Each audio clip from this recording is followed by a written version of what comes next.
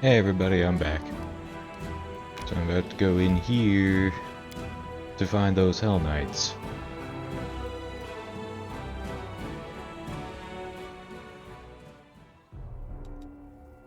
I'm always open to ideas.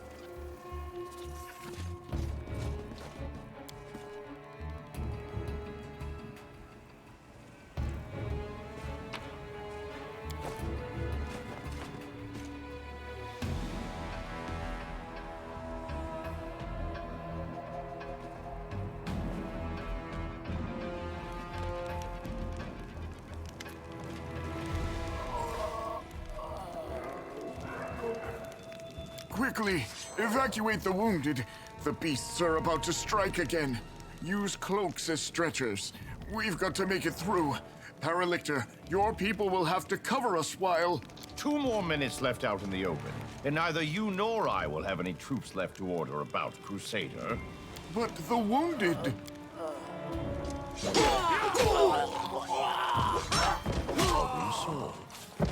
Retreat to shelter.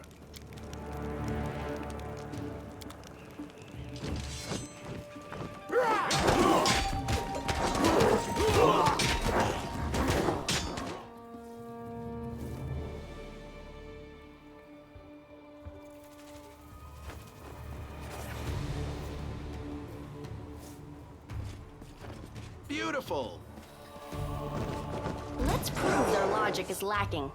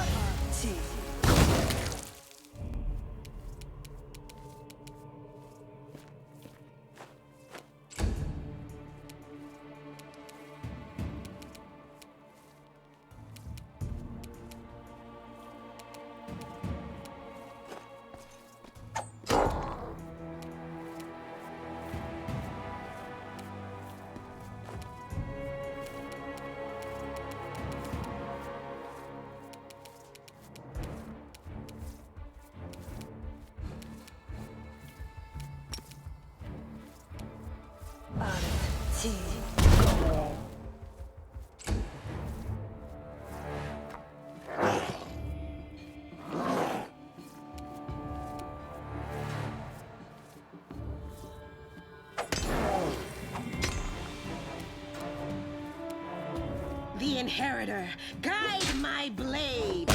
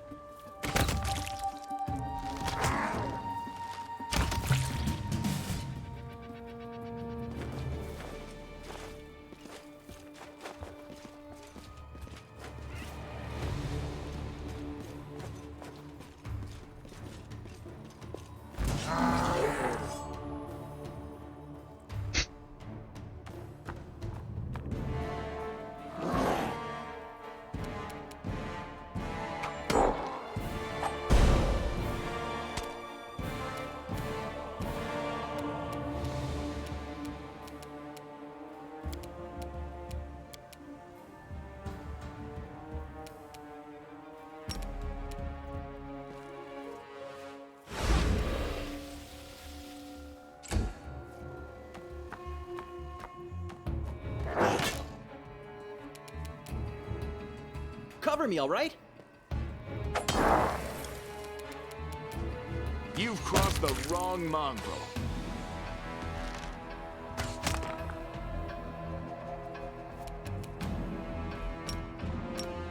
Into the fray! The light, take you!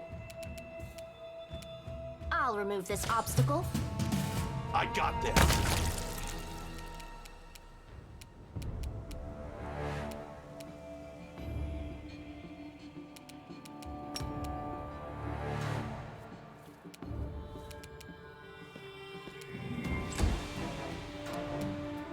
Stab you or zap you? Why not both?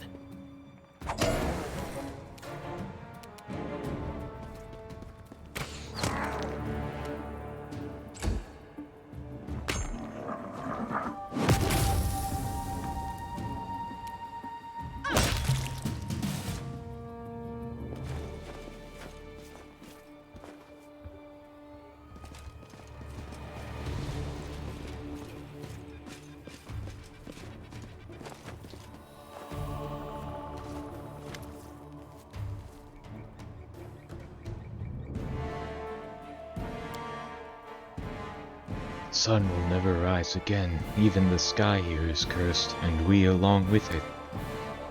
The Mandevian faithful break too easily. All people are easily broken. The knights in pale armor help each other through the horror, but the knights in black only break each other and everyone around them. Who are you? What happened here? I am a priestess of ardent Sarenrae from the Order of the Sunrise Sword. Next to me is Asher Strieger, the head of our order.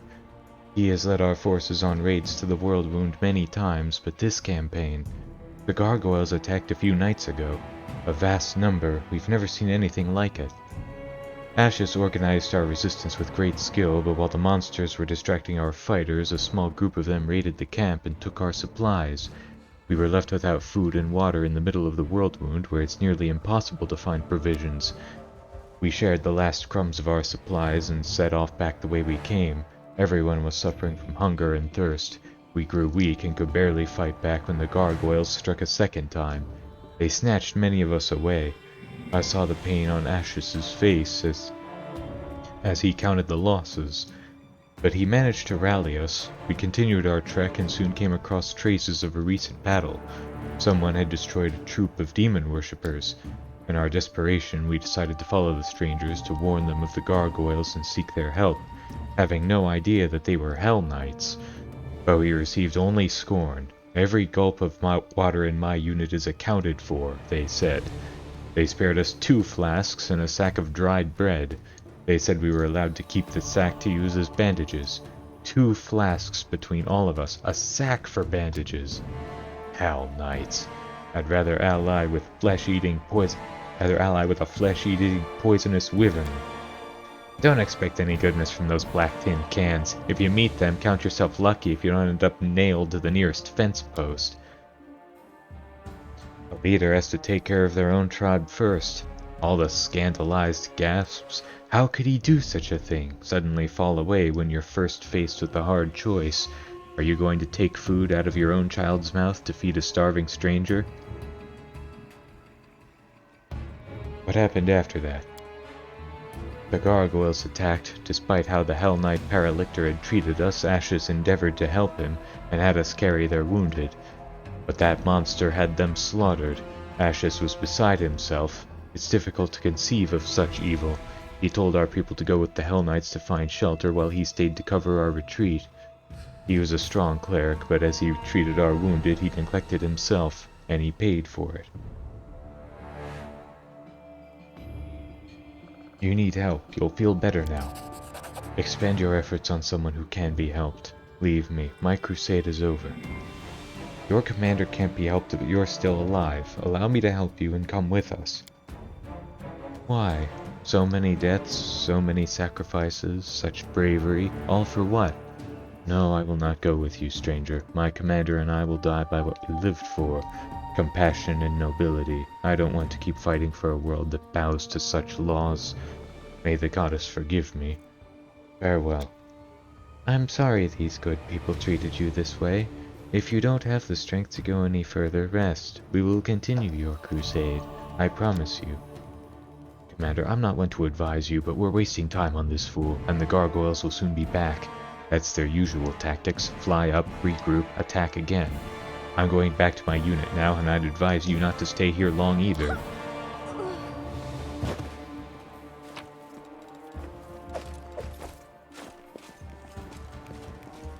They will break against our resolve.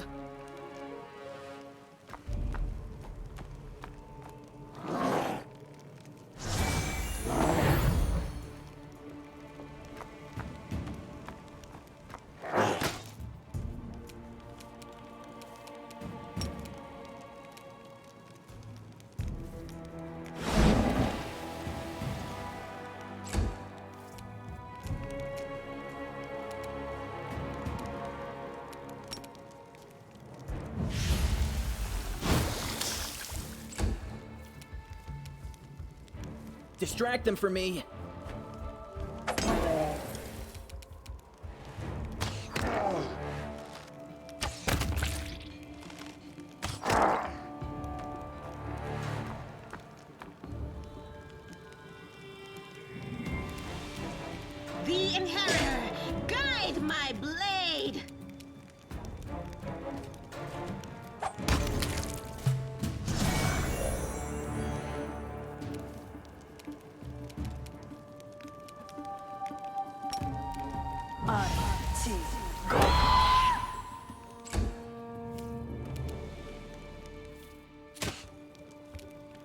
Time to share your treasures. You won't survive me.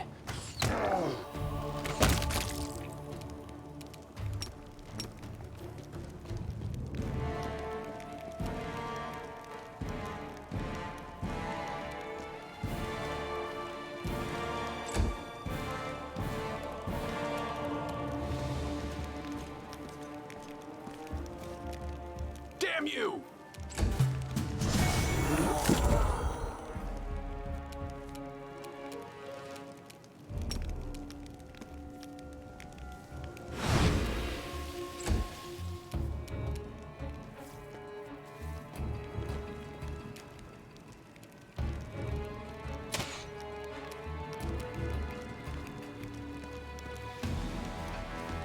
Cover me, all right?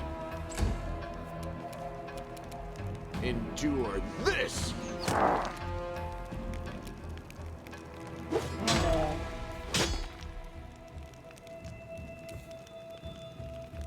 Are you still here?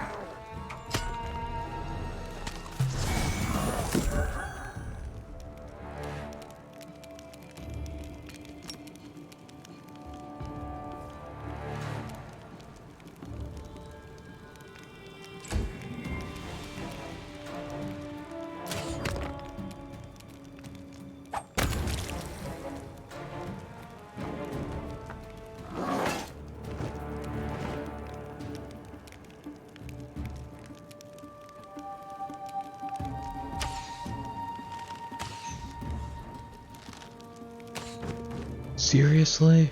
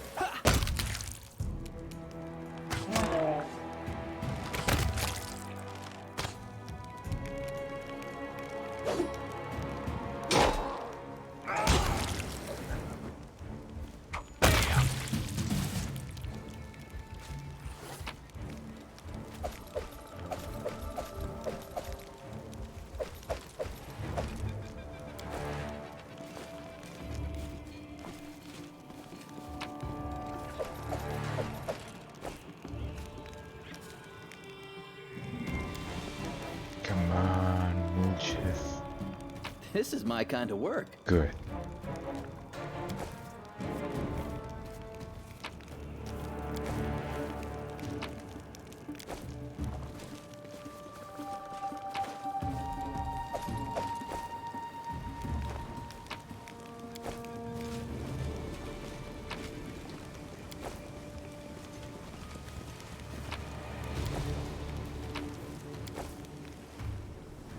Let's see what we can do.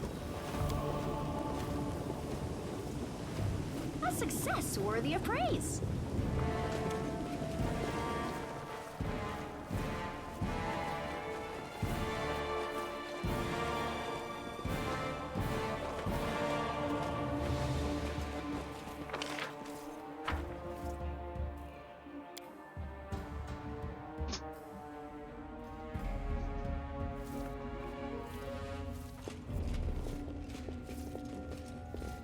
Knight Commander, I presume. Your glory precedes you. I am Reginald de Reg, Paralictor of the Order of the Godclaw, and temporary officer of the joint unit of Hellknights and the Order of the Sunrise Sword. You and your people should take positions. The gargoyles are regrouping. We expect they will attempt to break through in 5 to 6 minutes. A joint unit? Forcibly joint. The leader of the Order of the Sunrise Sword was unable to get to safety, which is not surprising, considering his, shall we say, excessive scrupulousness and sluggishness. Given the extreme situation, I took command of his people. Just great. Paladins and Hellknights all in the one troop. It's like catching the plague and the pox at the same time. Technically speaking, there isn't much in common between these events. While paladins may truly not be frequent members of Hell Knight orders, except for the Order of the God Claw, of course, the probability of contracting both plague and the pox is not all that low. One would simply have to engage in debauchery during an epidemic. Aw, Nenio, you're no fun. It's supposed to be good when different people unite. We're here for a common cause. But it still gives me the creeps for some reason. Hell Knights shouldn't be allowed to get their claws into our paladins. It's wrong. We need to get rid of the gargoyles, then we'll talk. Agreed. Be ready, Commander. This attack may be worse than the last one.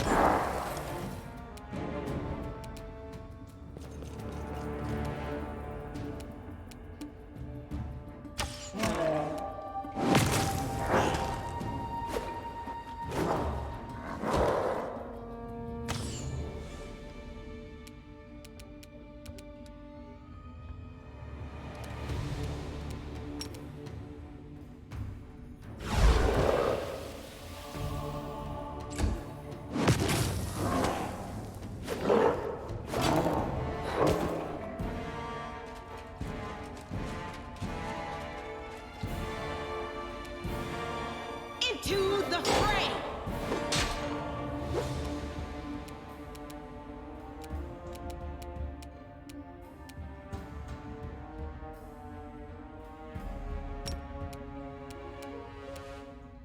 Nam Orma.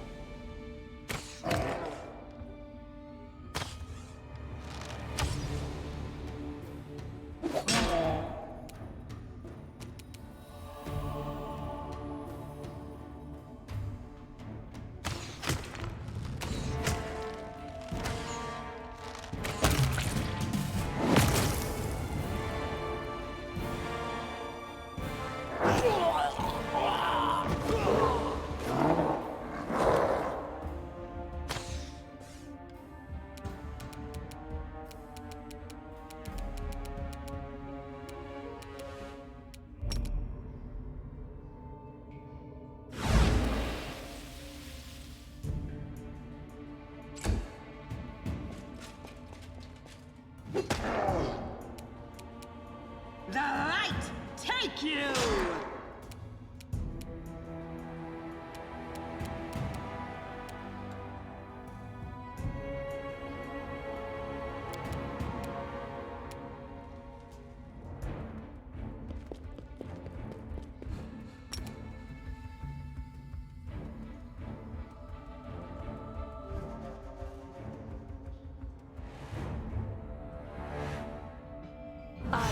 T. Go.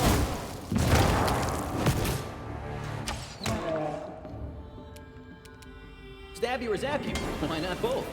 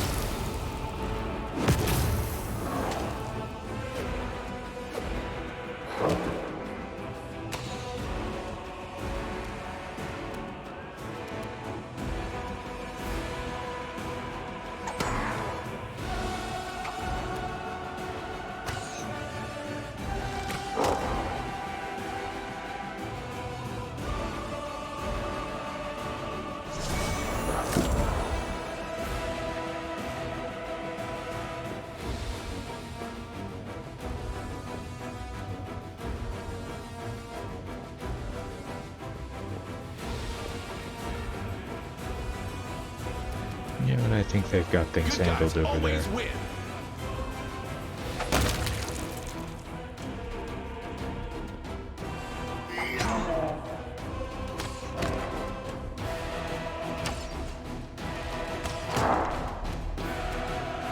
Make every strike count.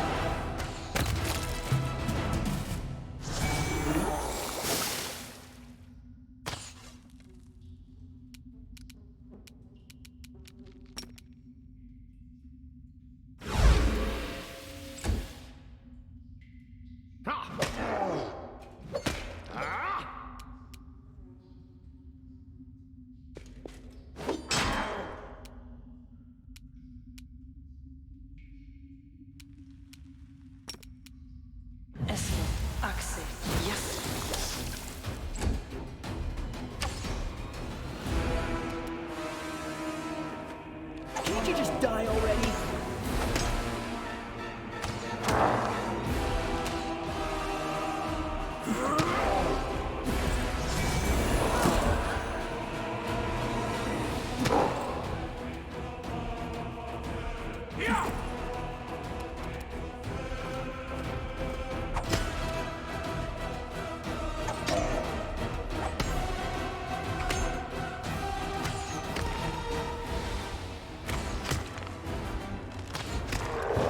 Oh, we're all out of haste.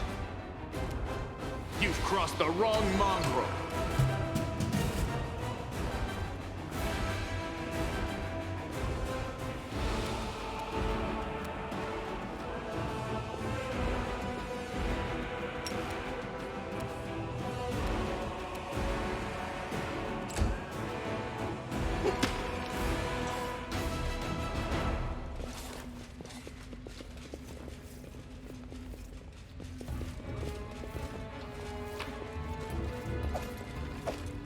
Headband of Inspired Wisdom.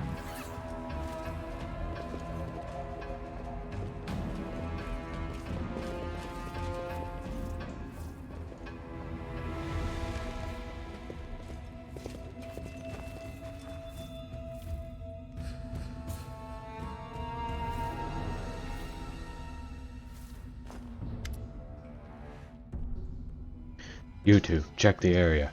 Mark any potential shelters that offer protection against aerial attacks. Quartermaster, inventory the remnants of the camp. Want to make sure that the gargoyles only abducted people and weren't interested in anything else. Send messengers immediately to our scout squads and order them to return to camp. And I need a full list of casualties, the sooner the better. Commander, your arrival was well timed. Now we can finally talk. I am quite interested in the events that occurred at the Great Garrison, and I suppose you have questions for me as well. What do you want to know about what happened at the Great Garrison? Any shift in the balance of power during this war has a direct impact on my mission. If a new player appears who is capable of fighting demons effectively, then I am ready to support that person with all the resources I have at my disposal. But, naturally, I cannot blindly trust a stranger, even one marked by the gods. You have every right to doubt. I usually don't trust strangers either. So we understand each other. Thank you, Commander. Is there anything you'd like to know before we move on to more serious issues? What are Hellknights doing here within the borders of the Worldwound? The same as you and your army, fighting a war against the demons. The Hellknights have always been a part of the Crusades from the very beginning. We don't answer to Queen Galfrey and we act on our own authority, but we serve the common cause. Deskari's spawn have no place in the world we want to build. What does Paralictor mean? I am the commander of this unit, and in the Order's hierarchy I am 2 steps lower than its leader. In the territory of Mendev and the Worldwound, there are few who equal my rank, but I am the most senior Hell Knight officer for many leagues around. What are you going to do now, after the gargoyle attack? I will wait for my remaining fighters to return. What you see here is only a small part of my forces. As for my long-term plans, that depends on the results of our conversation, Commander. Before we move on to serious subjects, I'd like to address an organizational issue regarding my unit. You may wish to be present. Lecter, permission to report. During the first gargoyle attack, I determined it necessary to leave my post. I swam over the river, found the commander's army, and asked them to provide assistance. The reinforcements were much needed. You will earn a double salary for your resourcefulness, Yacker, and 100 lashes for abandoning your post. Yes, Paralictor.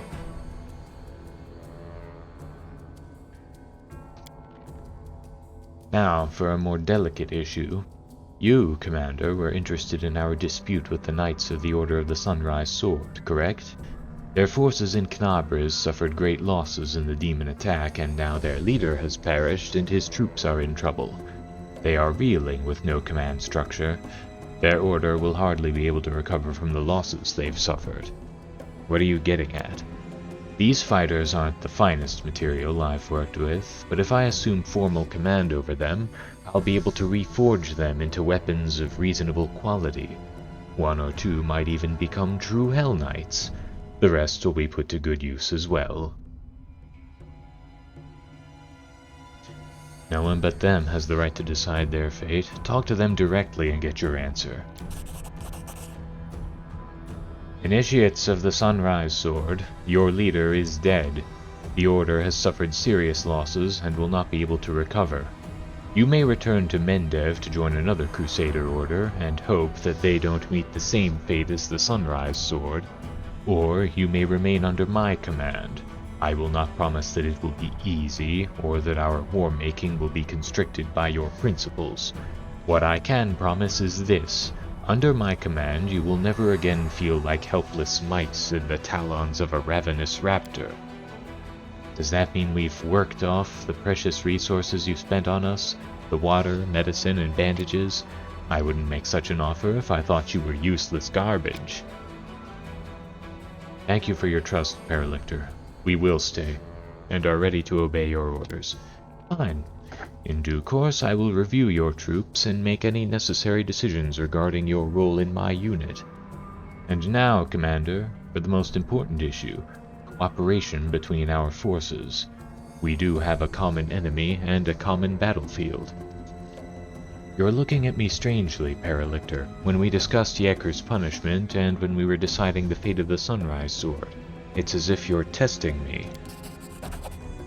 I do not believe I made any attempt to conceal my interest in you, both as a new, strong leader in the region, and as the bearer of a highly unusual power. Of course I'd like to know what's inside your head. One could say that it's my duty. My army and I are going to Dresden to free the city from demons. You can join forces with us. Dresden. An ambitious goal, but most reasonable. I imagine how such a victory would rally all the separate bands of today's Crusaders under one banner, and we certainly need a base of operations inside the World Wound. I stand ready to support you. Moreover, I can accompany you in your campaign. However, I would remind you that Hellknights are outside of Mendev's jurisdiction. My unit and I will join your forces and obey your orders, but only for as long as I deem that our goals coincide. And like his eyes, they're still bright. Neither the darkness nor the paleness has taken them. For now. Hell no! We don't need the likes of these black-armored statues. I don't want to fight side by side with someone who will slit my throat if I'm weak and wounded. You can't defeat one evil by inviting an equal but slightly more organized evil into your ranks. Slightly more organized than the demons. I could consider that an insult. I've never dealt with Hellknights before, but from what we've seen, they're serious fighters. That's just what we need. And just think how that armor will look in the paintings they'll make about our battles. It's a deal. Yes, Commander, my forces and Regil Durenge are at your disposal.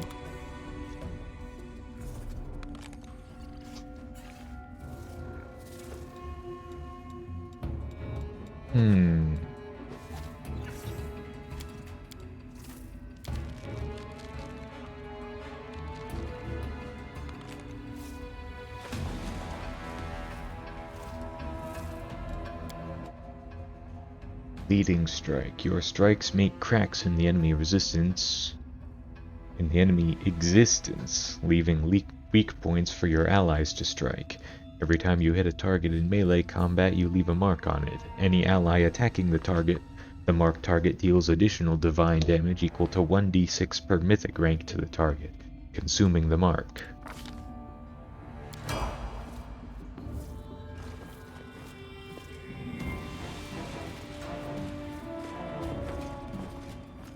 Yeah, last time I played this game I got far enough to pick him up. I don't like him, but he is one hell of a fighter. Just don't blame me. Ow.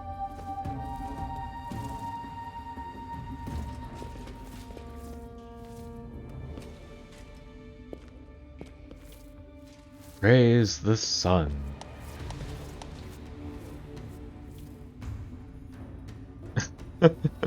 You have met the enemy Regil, who possesses the ability damage reduction of the N-type.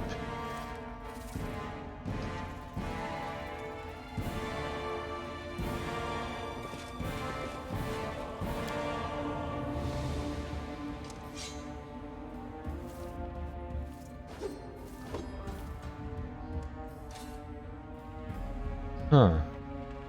The skeleton of a man wearing armor from the time of the First Crusade. It's holding the skeleton of a child with strange proportions and animal paws instead of its right arm and leg. Look familiar, Len?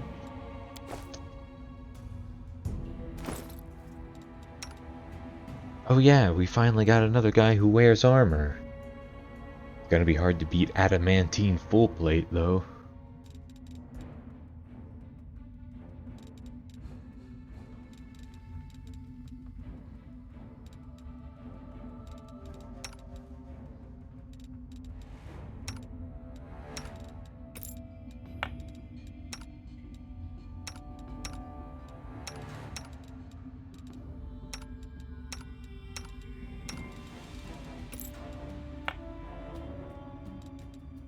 The Headband of Inspired Wisdom.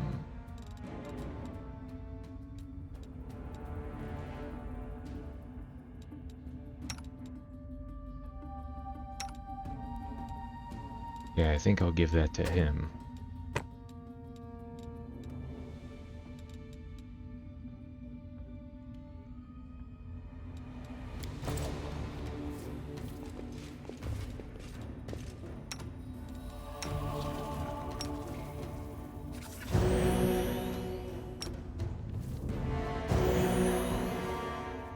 Good enough.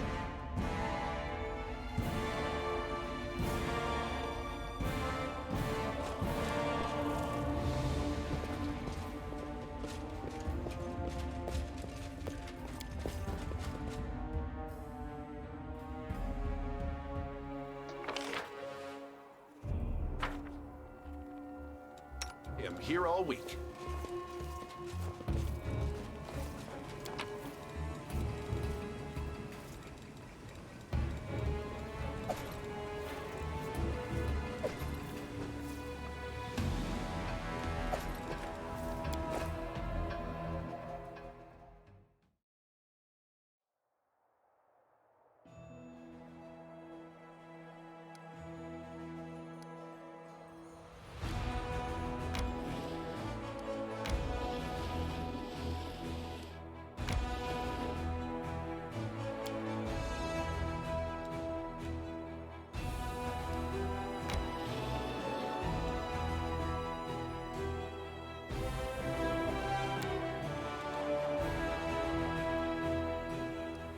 Wonder if I can go past the demon army.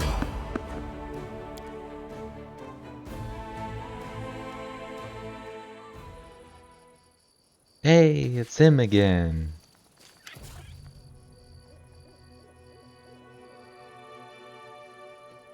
Why, it's you again. Good to see you. I do love repeat customers. It's a shame they don't live long in these parts.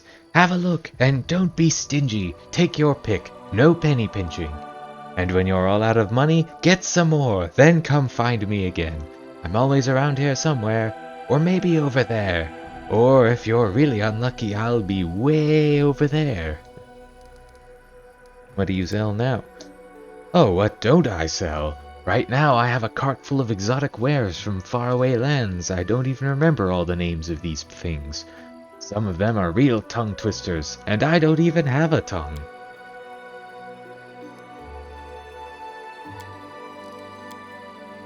Let's see what exotic goods look like. Oh, exotic weapons, I see.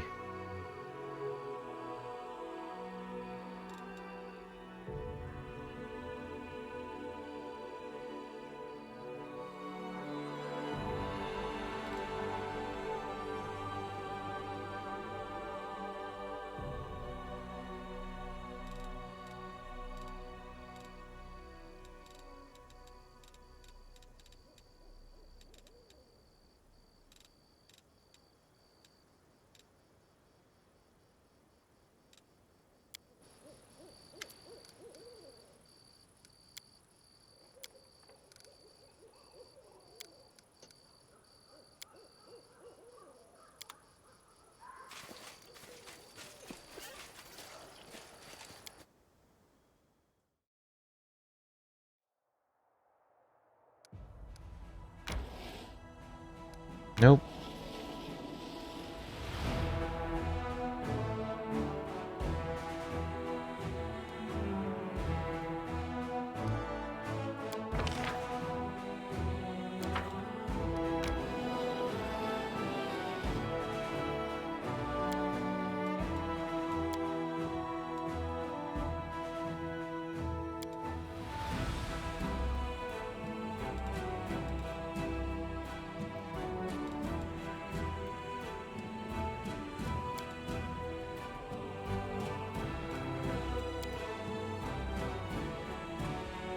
Yeah, now I don't have anybody who can scribe scrolls.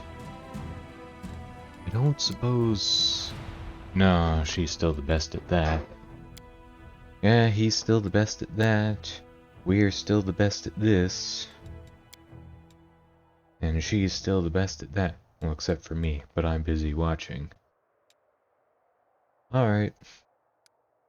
Fine, so you ate rats and moss and things like that. Well, once when there was nothing else to eat, my old gran stole a rotten fish from the market and made a soup with it. What do you make of that, eh? You get that this isn't a competition, right?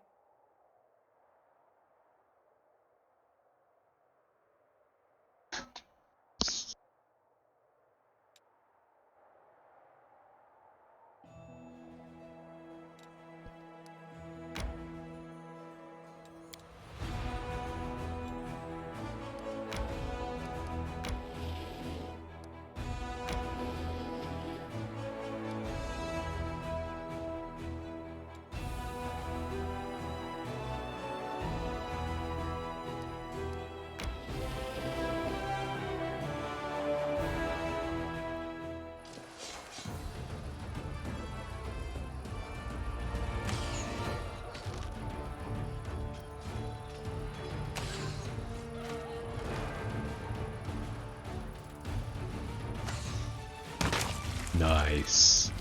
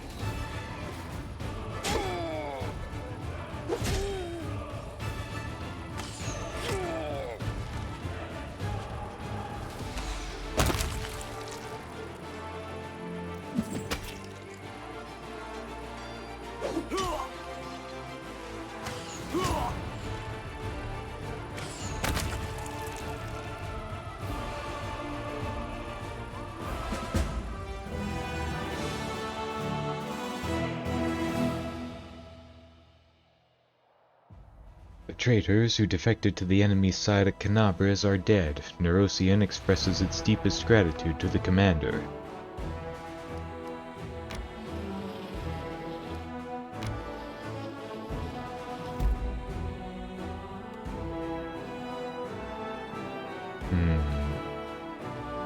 I've got a bad feeling about this.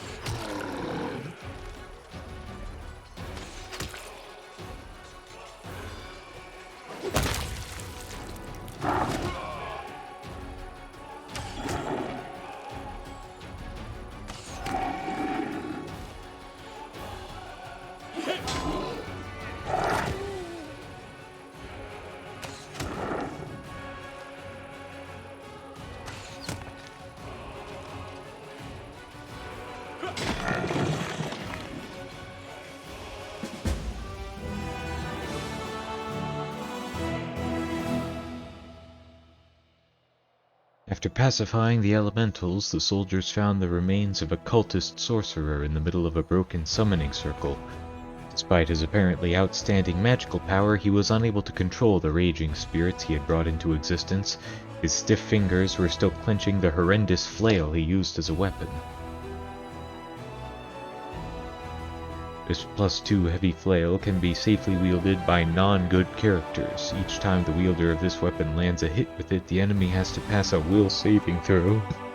DC 13 or become affected with the equivalent of the Dominate Person spell effect for 1 round. If a good character wields this weapon, they become permanently confused, even after they unequip it. This effect can be removed by Remove Curse spell.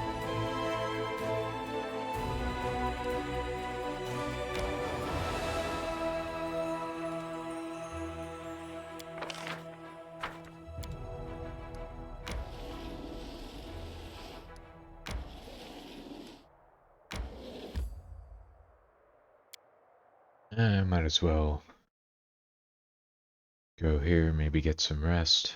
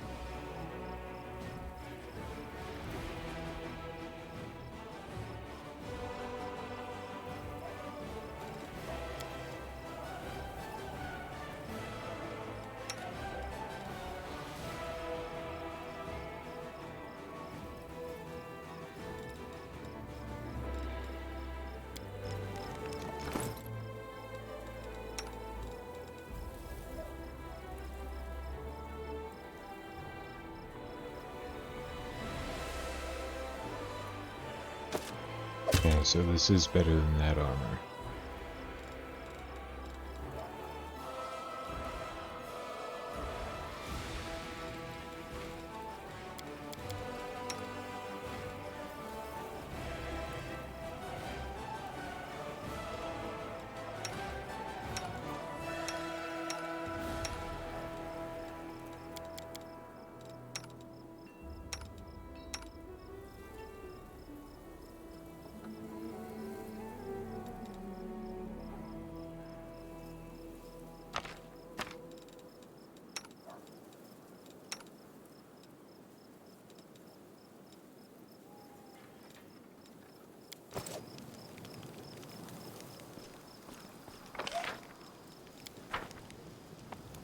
Here's where the Hellknights are camped.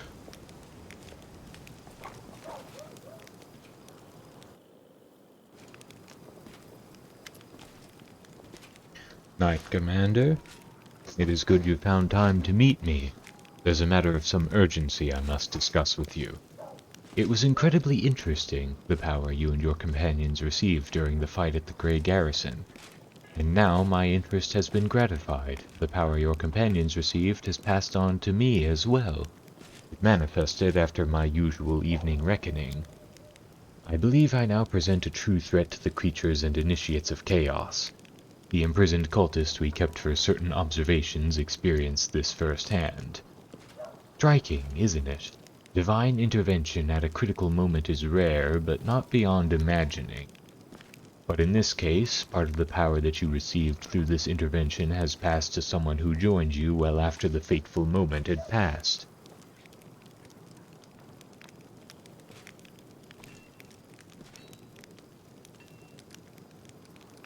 Whatever the nature of this power, it will help us in our mission, and that's good. Sensible pragmatism. One must always be pragmatic. In any case, this is shallow philosophizing. You must have some questions for me. May I ask you a few questions about yourself? Of course. What brought you to Mendev? The demonic threat, of course, and the glaring inefficiency of the local command. I do not know if you are aware of this, but the Hellknights owe their existence to the Demon Lords to a certain extent. Our First Order appeared in response to Sifkesh's cultists in Cheliax. The chaos they wreaked could not fail to breed strict opposition. Those first knights were able to burn out the pestilence and crush the cult once and for all.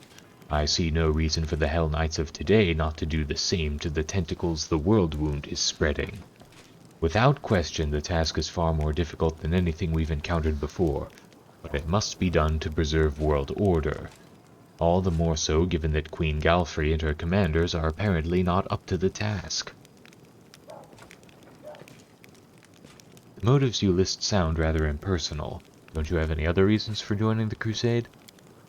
Impersonality is a fine quality for a Hell Knight, and for the rest of the world as well. Personal motives, strong emotions, they are weaknesses that your enemies will use against you. I am an effective officer with years of service. The demonic invasion of Galarian obviously demands the most qualified response. That is why I am here. It's simple. You are rather skeptical about Queen Galfrey. If my memory doesn't fail me, the current crusade is called the Fifth Crusade. And with all the support the Church of Iomedae and multiple other allies provided to Galfrey, no progress has been made in resolving the crisis at the World Wound. The best they could manage was create a chain of ward stones, and even they turned out to be inadequate. I suppose that should be reason enough for my skepticism. Forgive me for asking a personal question, but your hair is going gray and your skin is rather pale. It's the bleaching, right? Of course it's the bleaching. Are you doing anything to fight the bleaching? What do other races do to fight old age? I know what made you ask this question. My kin have earned a certain reputation for their vain attempts to stave off the inevitable. Luckily, for the rest of the world, not all gnomes are prepared to spread chaos with their reckless escapades. There are some among us who accept the natural order of things. The bleaching has no effect on my ability to carry out my duties, and therefore it has no, how should I put it, personal meaning for me. Do you have any family or friends? I've never wondered at the fate of the former, and never had an interest in the latter. If you'll allow me one piece of advice, Commander, never put too much stock in so-called friendship or camaraderie. Any bonds based on simple affection are temporary and unreliable. Half of your smiling companions certainly consider you their friend for the present, but they will break and betray you the moment you do anything that troubles their happy expectations. Place greater value on respect based on rational evaluation of your companion's merits. I deeply respected my mentor, who trained me to join the ranks of the Hellknights. I respected her so much that I killed her with my own hands when I discovered that she'd betrayed the Order's ideals and was intending to leave our ranks. It would have been more proper to inform the command and await the formal trial, but on the other hand, that would have injured the morale of our young recruits. They should not see manifestations of weakness in our seasoned knights. You've openly shown your distrust of the Crusader Command. Why then have you decided to join me? Do not misread my behavior as distrust of you personally. Like every Hell Knight, I watch everyone closely, searching for signs of weakness and sin. Everyone, including myself. Indeed, Regil Derenge is first on my list of suspects. I observe him daily, marking every fault, every hesitation, every weakness, and I prepare the proper punishment. So it has been and will be. As for your second question, I suppose we may be useful to each other. You and your army are a new power in the Crusade. I rate all the old powers as quite ineffective. I have yet to rate your own efforts, but early indications are positive. That means you may count on my help. For now.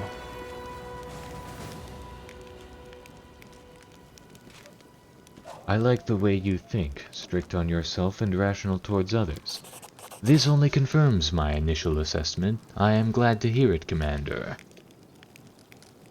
Thank you for your answers. What can you tell me about the Hellknights? I could tell you a great deal. However, the Order's recruiters would be a better source of information on such matters. How are new Order members recruited? We accept as armigers any we find worthy. But for the main test, the one that separates the strong from the weak, they must face down a devil summoned directly from hell. If they defeat the beast honestly, the Armiger becomes a rightful Hell Knight. If they lose, we simply forget their existence, like the world made an unfortunate mistake. Who do Hell Knights answer to? Only to the heads of their orders. In my case, it's Lictor Resarch Ontor, head of the Order of the Godclaw. As a rule, the Hell Knights do not submit to the jurisdiction of any state. The same is true of local laws. We are happy to help local governments bring order if we consider their request lawful, and if those who ask are worthy. But we do not serve them and have every right to refuse their demands. So what do you value most? The law, and only the law. If you care so much about the law, how can you ignore the authority of the lawful rulers in the lands where you operate? We cannot call it law just because some foolish local prince thought it up, or a council of demented elders deems it wise, now can we? You see, one of the main principles of our brotherhood is that no one is immune from prosecution. A lawful ruler may be a criminal that poses a threat to society.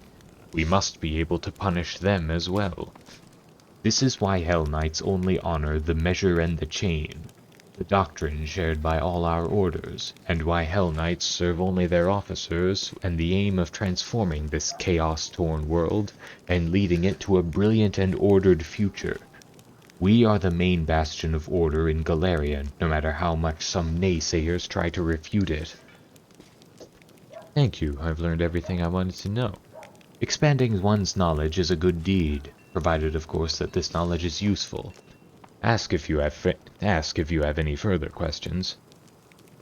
Do you have a plan or a strategy for the war against the demons? I have a clear idea of the forces I shall require to wage effective war against the World Wound. Currently I do not possess them, but I know what steps I must take. We must amass and fortify, gather scouting information, resolve certain problems of an organizational nature. Once the problem of Dresden is solved, I shall direct some of my knights to prepare an outpost for the party. We have already scouted a suitable location, the ruins of an old shrine which still holds the remnants of an ancient power and is thus a lure for demons. An excellent foothold for honing our skills and studying the enemy. That is my next goal. Thank you for speaking with me. Until next time.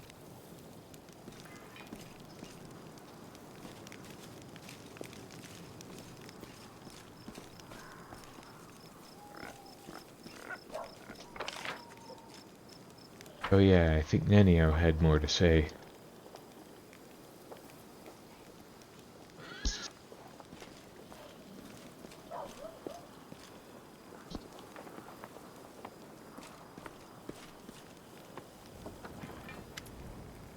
Ah, boy, there you are. Very good, just in time. You will be delighted to know that I need you for an experiment. So the Grey Garrison stands roofless, demons are running for the hills with their tails between their legs, Mendiv's queen, what's her name? It's on the tip of my... Ah yes, Galfrey, is scurrying to and fro, and all this is somehow connected to you, my loyal follower. Thus far there is no scientific evidence for your exceptionality, if one discounts blind faith in divine intervention, which I do. We, people of science, refuse to believe in the inexplicable without any proof. We are the ones who explain the inexplicable.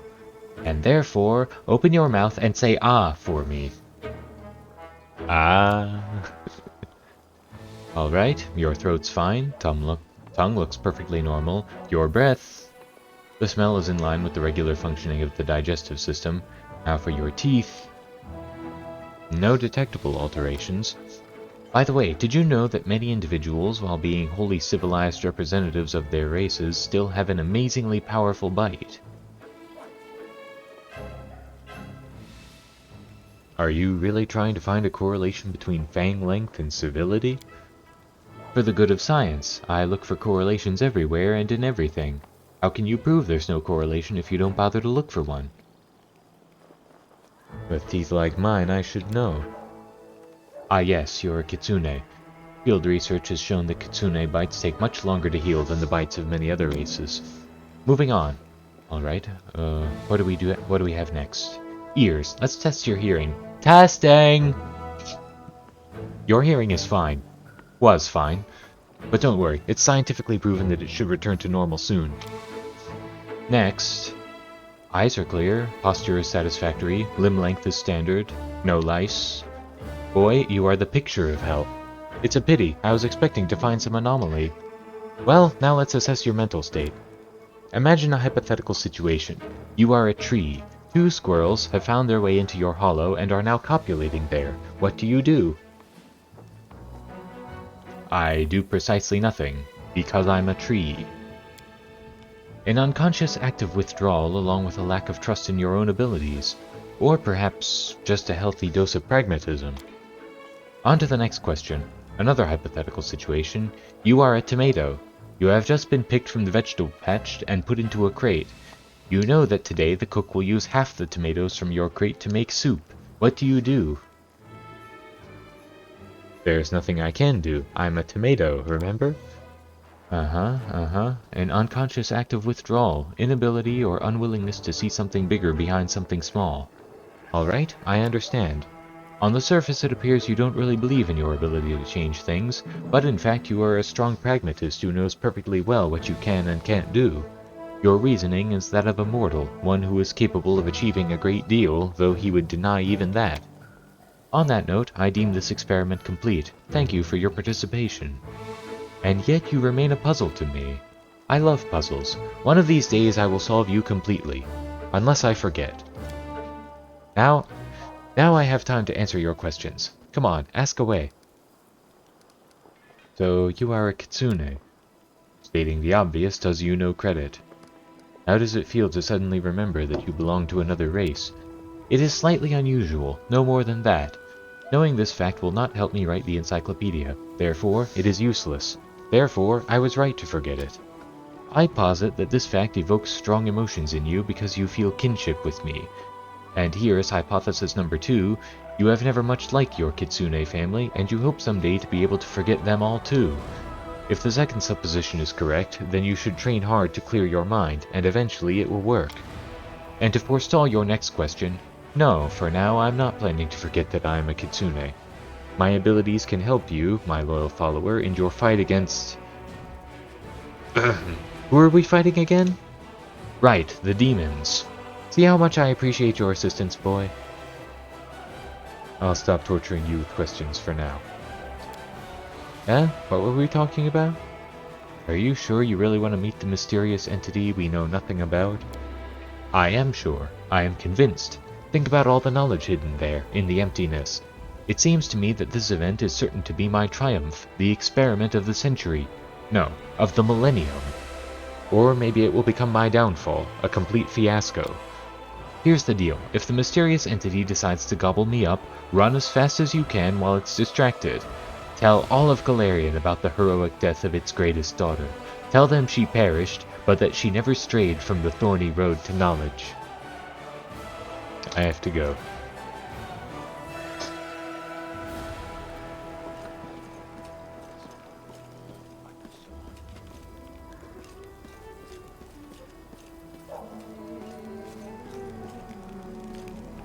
I can handle it.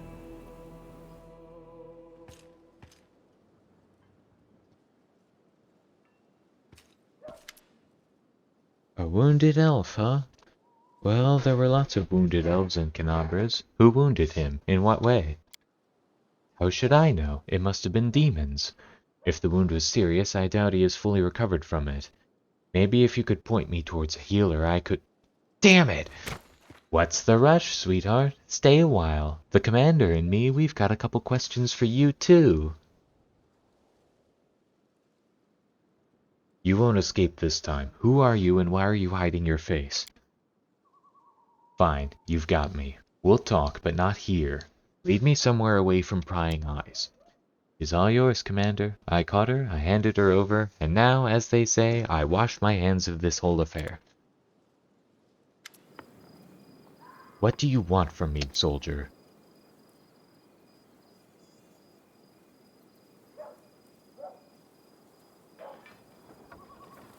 Why did you follow my army?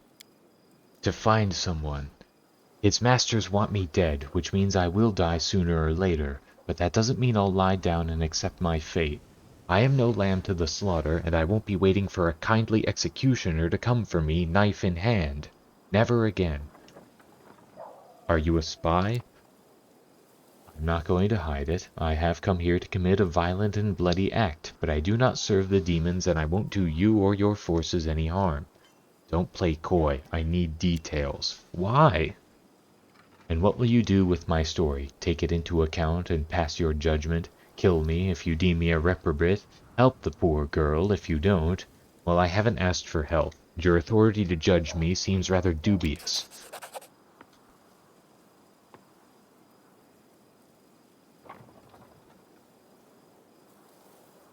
I'll leave you be.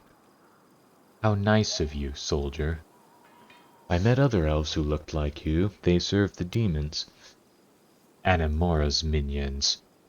One of Daskari's servants is a powerful elf by the name of Anamora, and those corrupted elves are her lackeys. Don't ask me how I know this or why my appearance is similar to theirs. I'm not your enemy, but if you see them, kill them without remorse. I have to go. My gut tells me it's time I was leaving too. It's dangerous to stay here. Farewell, soldier.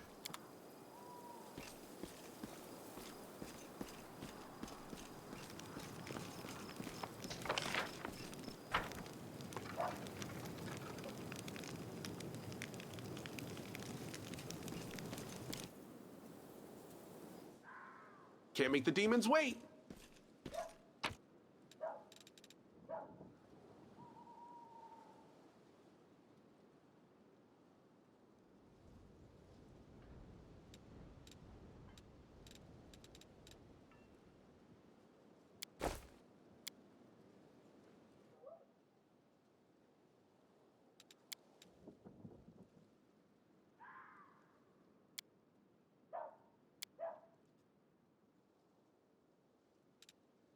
They say the worthiest fighters become devils in hell. If it's true, it's only fair. Lazy fighters can retire, but for true warriors, death is no reason to shirk one's duty.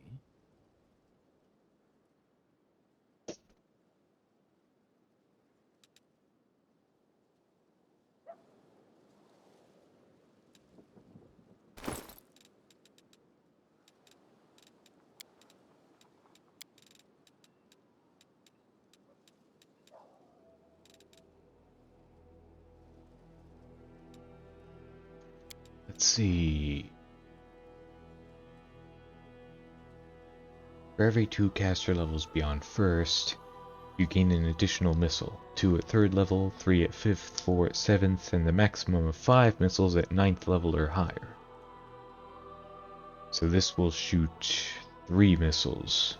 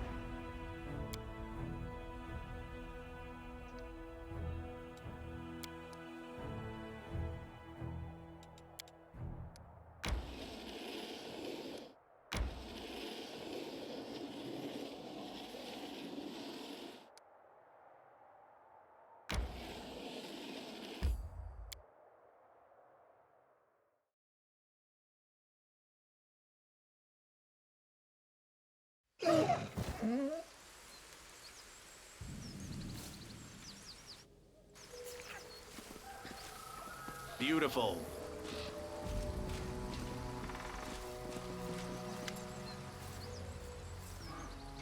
Commander, so good to see you. Seems you found time to visit our quiet backwater after all.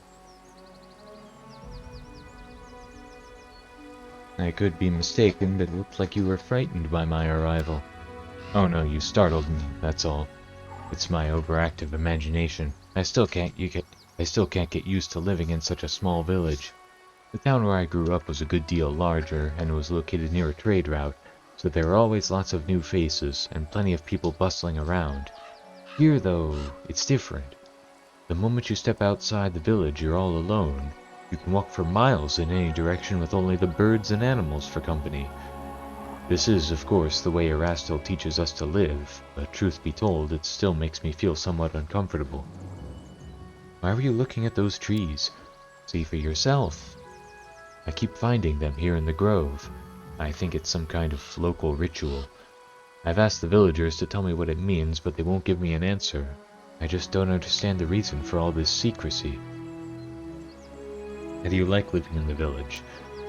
I'm getting used to the way of things. I still get the occasional sidelong glance from the locals, but that's not surprising. After all, I'm just some stranger who decided to show up without an invitation, then settle down in the village. But the church warned us about this. Such caution is to be expected at first. I just have to do my best to earn their trust. I heal, I purify the water, I give blessings. Sooner or later they will accept me as one of their own. So quiet here. War makes you forget what peace feels like. I understand. My time in Canabras gave me a small taste of war. I only had to live through it for a few days, but I know the horrors I witnessed will haunt my nightmares for years to come. I cannot imagine how hard it is for those like yourself, soldiers who have given their lives to this cause. You have chosen to fight there in order to protect our peaceful and quiet life here, and I thank you from the bottom of my heart.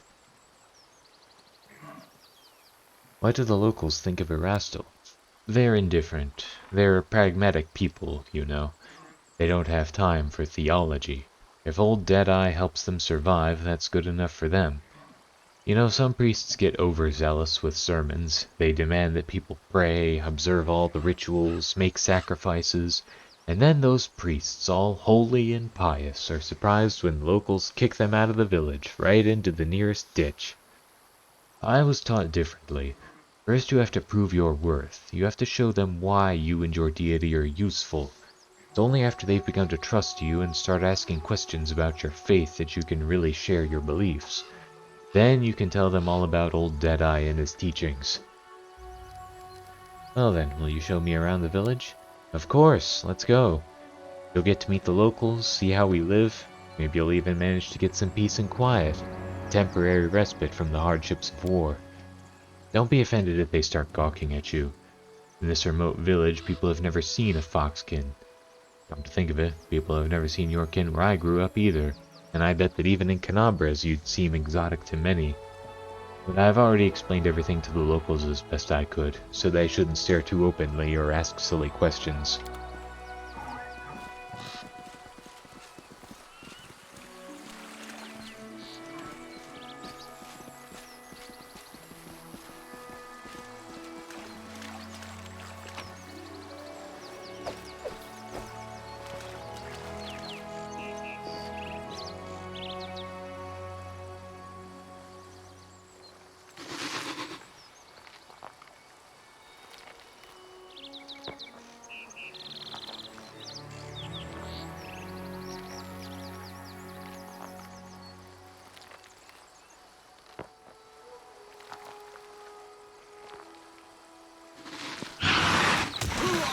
I won't let you hurt my friends.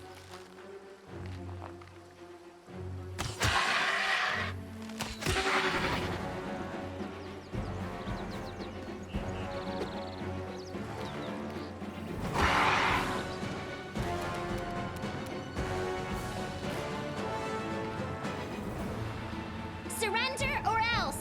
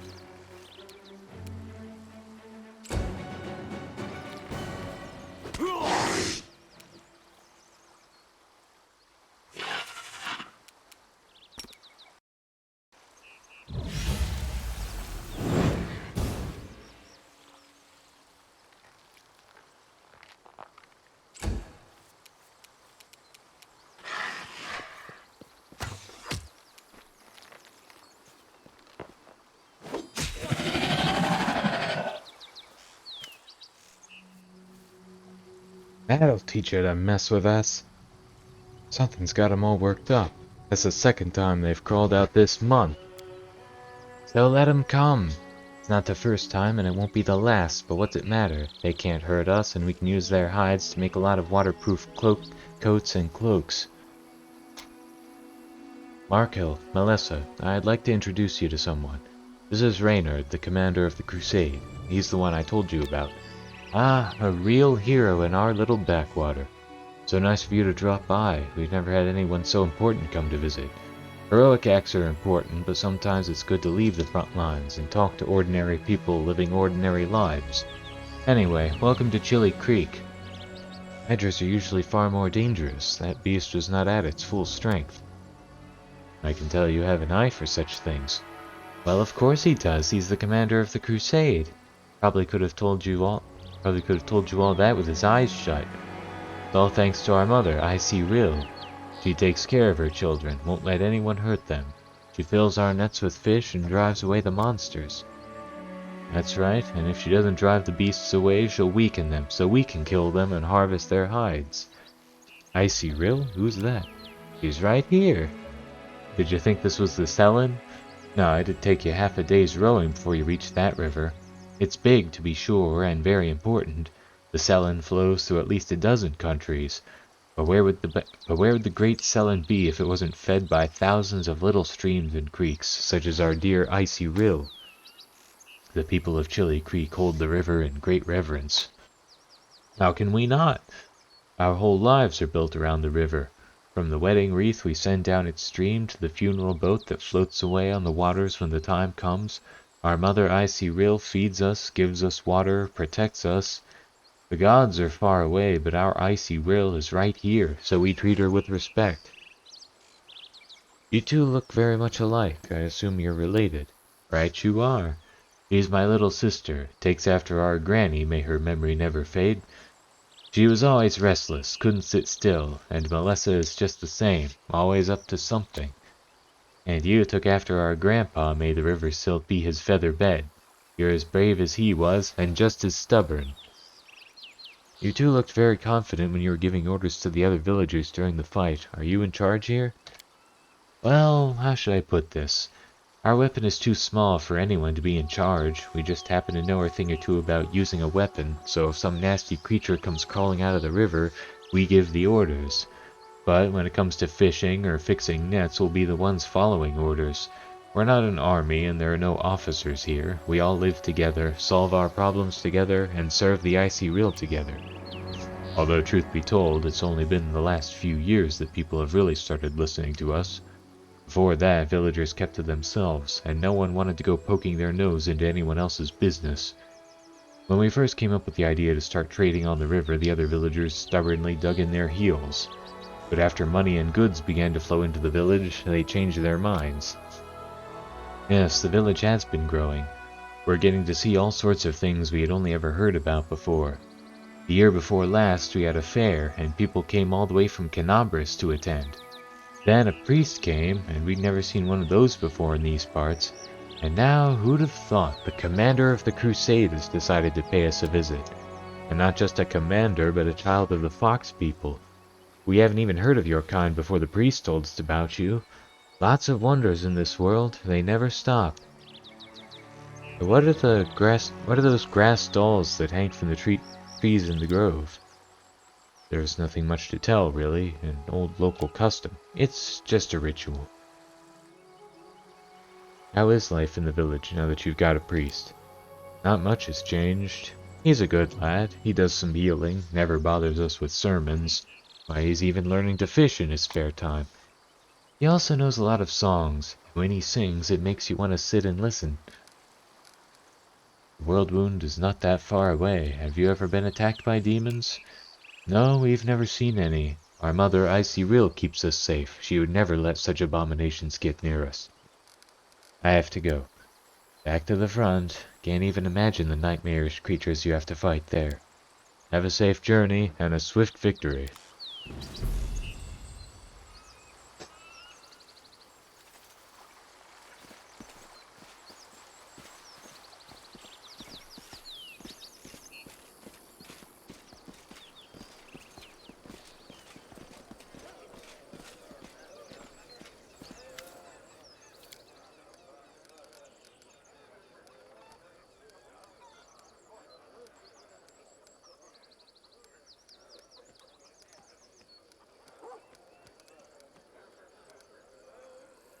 See, when Crusaders are near the World Wound, they often experience nightmares when they sleep. Do you have any trouble with nightmares here? Don't know what you're talking about, if I'm honest. I sleep like a dead man. Nothing to complain about.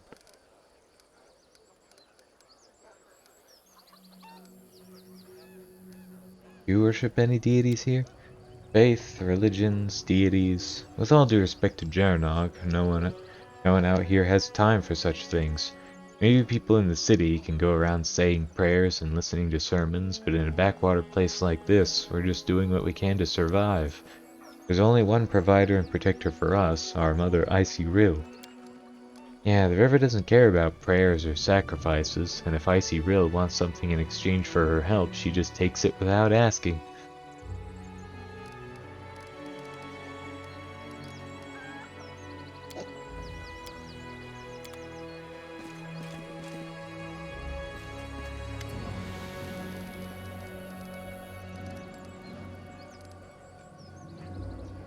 When Crusaders are near the World Wound, they often experience nightmares when they sleep. Do you have any trouble with nightmares here? No troubles with the nightmares here. The village is located on the outskirts of the World Wound, so perhaps that's why.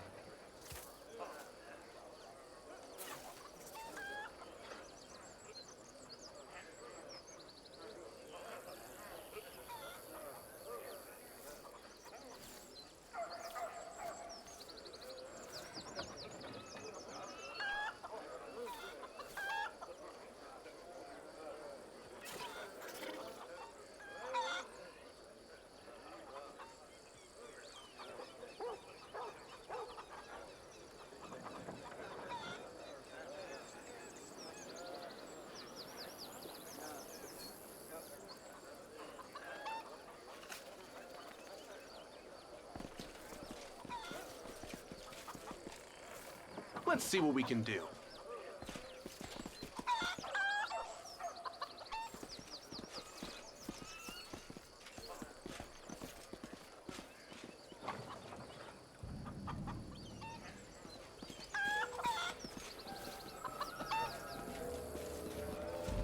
Here we go.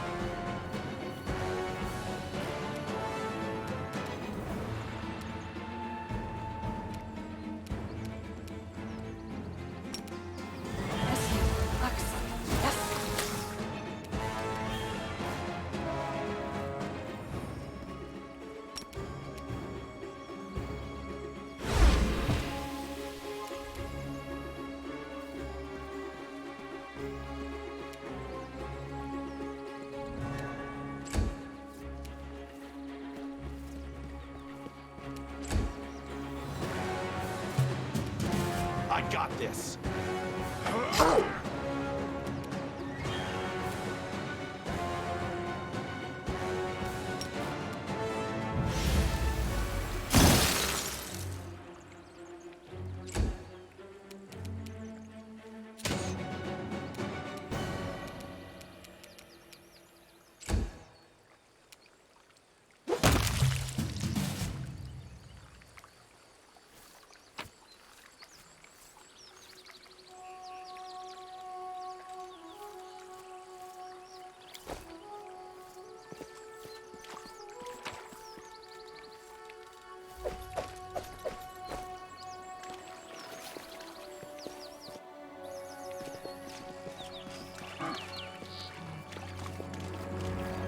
I can handle it.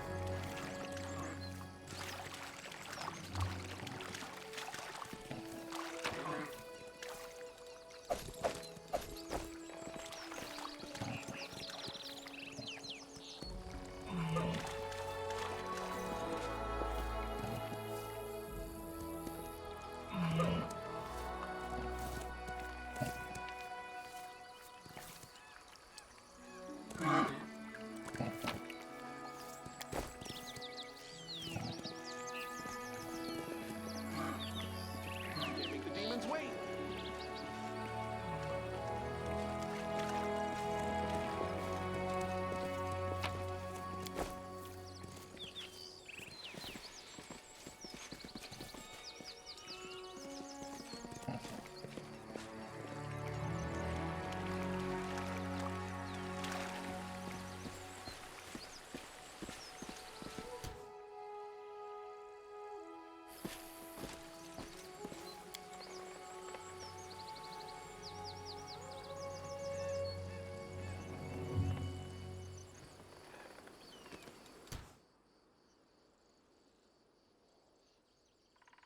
I'm all ears.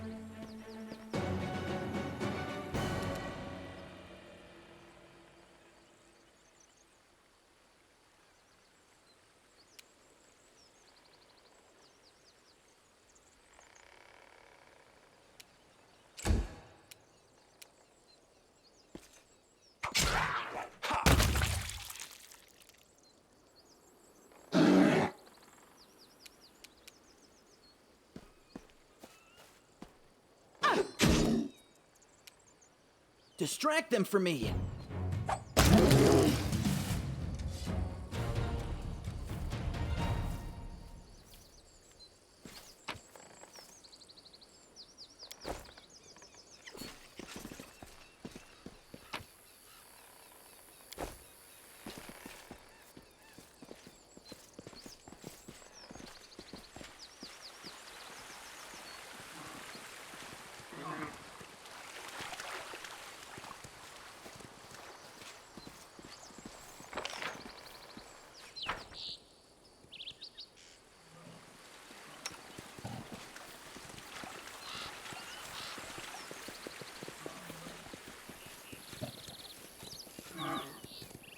Beautiful.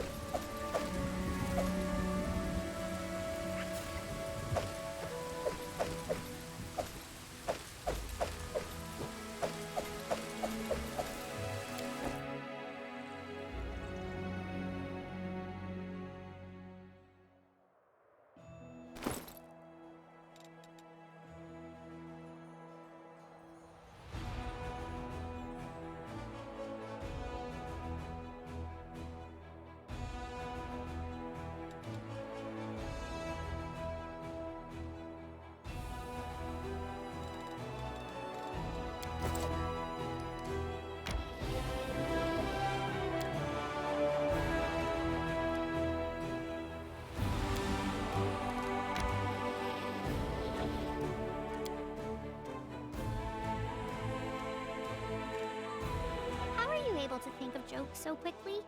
I can't make jokes at all. So you've seen how fast a paladin can bring up their shield to fend off a blow? It's the same thing. Takes years of practice.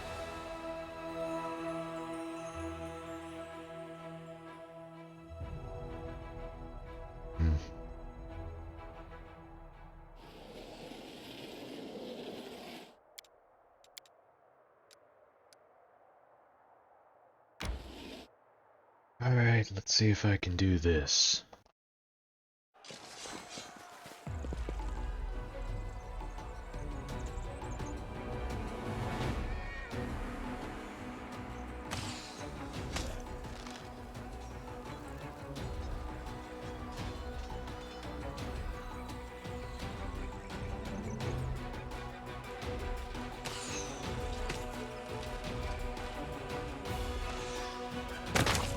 Holy shit.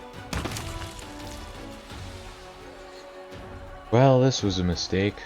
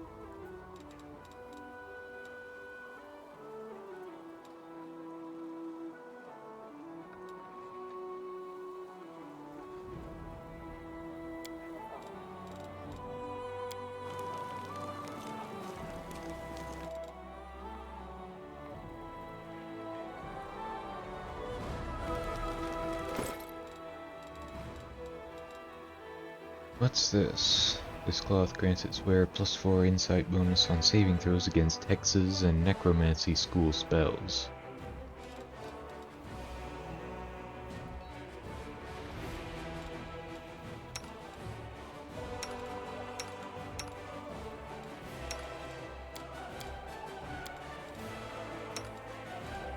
Might as well. It's not like they've got much. Not like they can wear much in the way of armor anyways.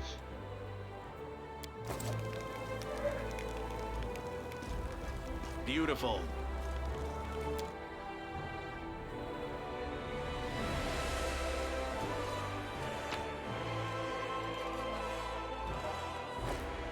Oh, right.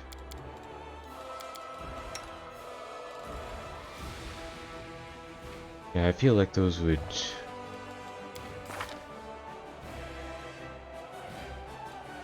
Yeah, those would be best suited for him.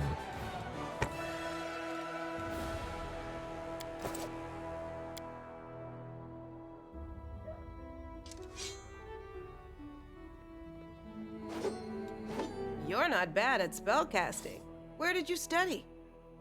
Here and there, but I give up all my lessons just to be able to drink the way you do and not end up under the table.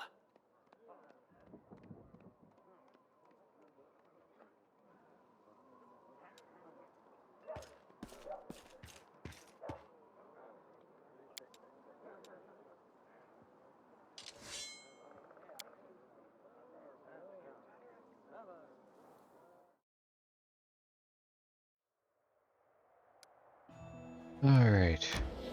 Time to go deal with the leper's smile.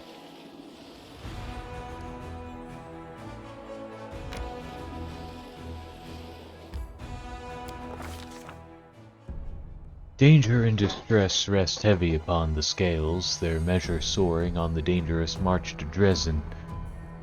The army moves steadily along the bank of the West Selen, scarred with canyons and ravines. Suddenly, a group of scouts returns.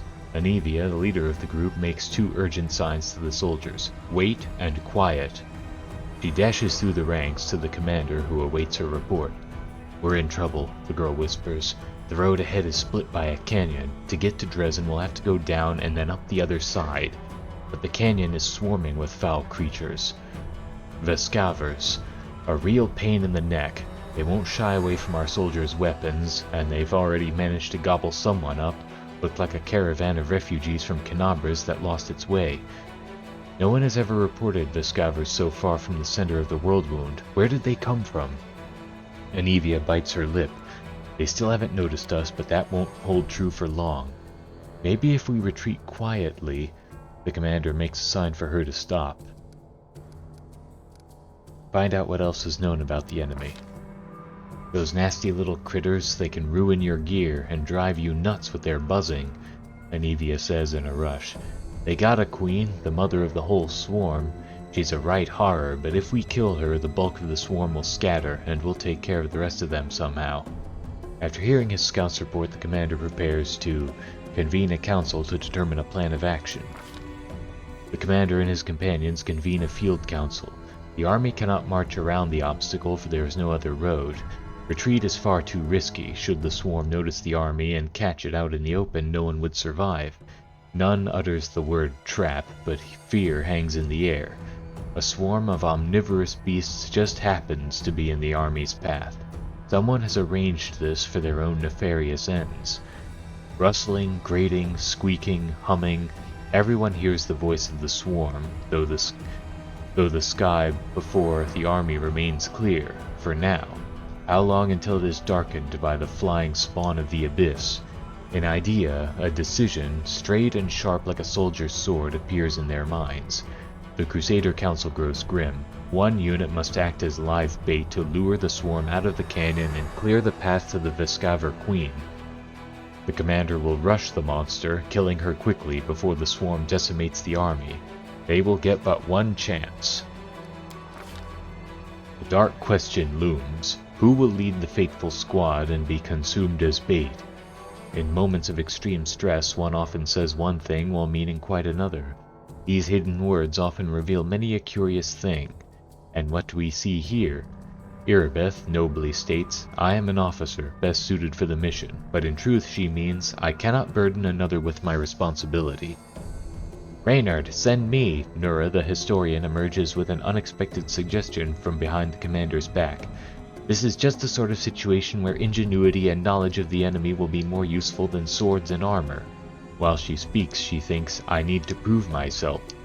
The queen has yet to disclose her presence and watches quietly from a distance. The commander thinks that he should look into the faces of your companions. The Hell Knight Regil steps forward. "My people will fight to the last, even as the swarm tears through our armor and strips the flesh from our bones. But his motives are plain. My superiority over the Crusaders will not permit me to cower behind them. I've eaten so many bugs in my life, it's only fair to give them a chance at revenge." The mongrel Land hides his fears in plain sight. "I'm a dead man walking already. A life such as mine is worthless." And silently he begs for more. "Sacrifice me, or give me a chance to prove myself." The one who distracts the swarm will need a healer. Sociel is the only one who speaks plainly. A healer might bring a few through the Vescavers alive. The rest of the council remains silent, and this silence is filled by a chorus of "There are others better suited," and "The commander needs me alive." Does the commander hear these unspoken words? What will they lead him to decide? The fateful troop will be led by...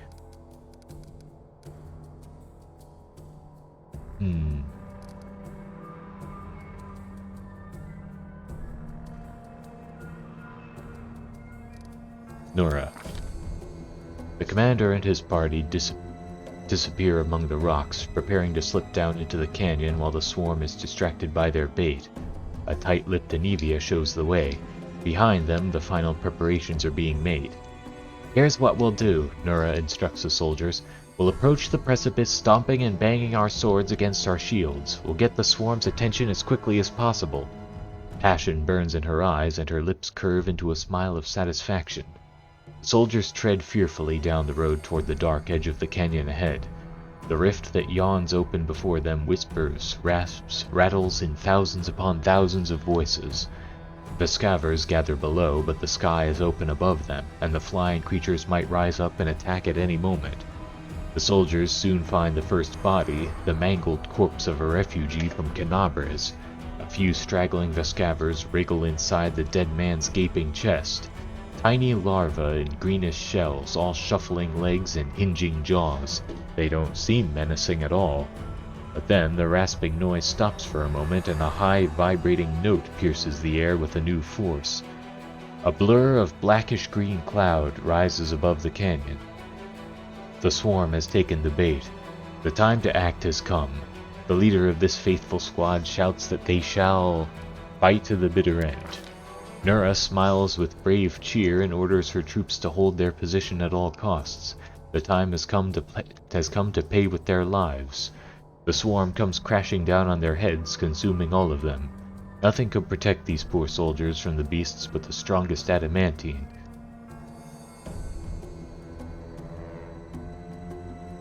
The rasping, mumbling, and buzzing of the swarm paralyze the soldiers' will.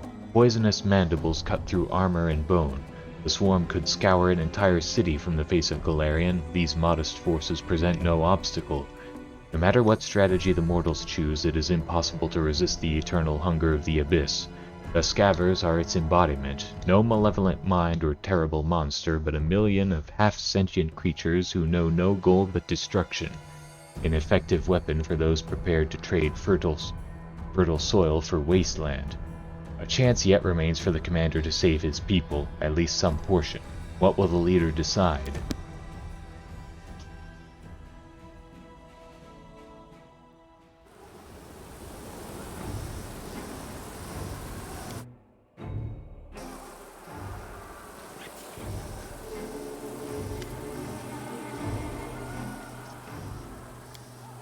Commander, the beast we've come for is on the other side of the main corridor.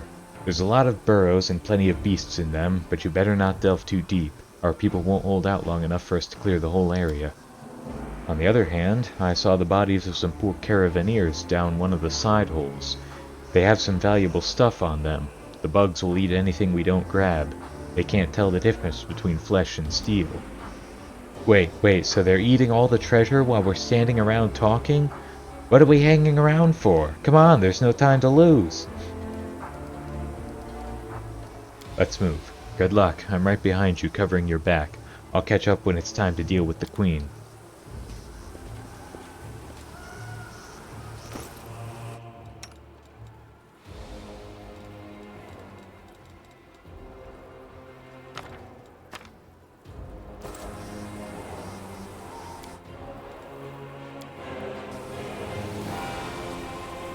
Let's see what we can do. No time for debates.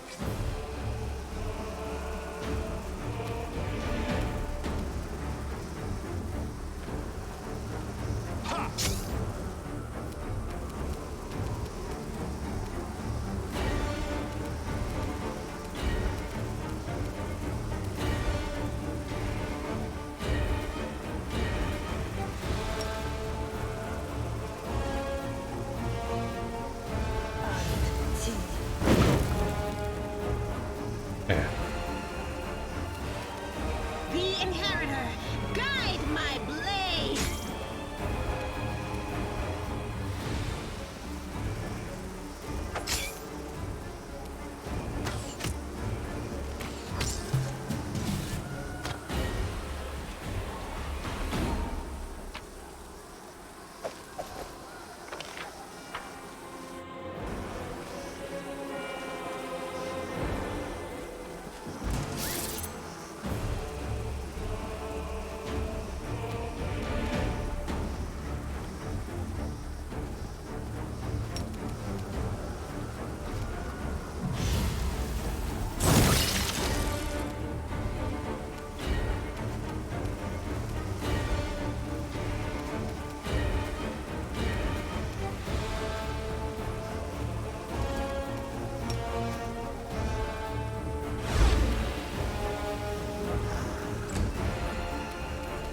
I got this.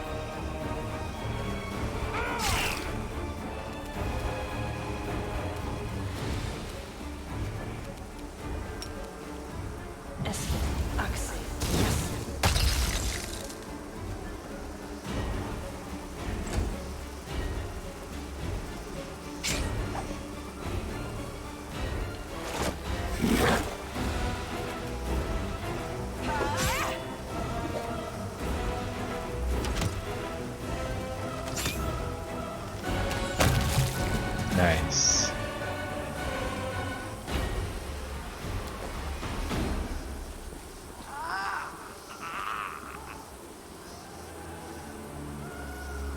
It went splendidly.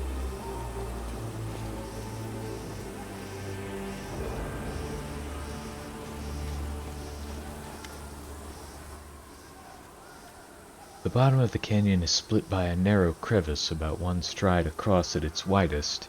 It's easy enough to jump over, or in places even step across. The obstacle doesn't seem a problem, or even particularly notable. But as you draw closer, you hear a terrible droning sound coming from the crevice. It seems to be howling, as if it's alive. Look into the crevice. You stare into the darkness of the void, trying to make out where the strange sound is coming from. Not all at once, but your eyes pick out the contours of a body in the darkness. Someone small, perhaps a gnome, a halfling, or a child, rolled up in a ball at the bottom of the chasm, under a stone ledge. He's crouched down, his head to his knees, and he's hugging his legs tightly. It appears to be one of the caravaneers caught by the swarm. He's crying aloud, one continuous tone, and it strengthens as it echoes through the crevice, building into something truly haunting.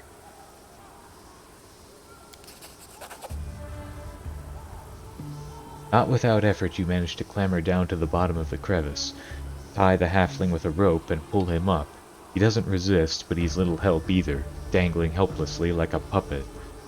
The Vescavers inhabiting his eye sockets seem to have eaten their fill, and you easily pull them out and crush them. Their victim sits on the ground and continues to cry, and the sound begins attracting unwanted attention.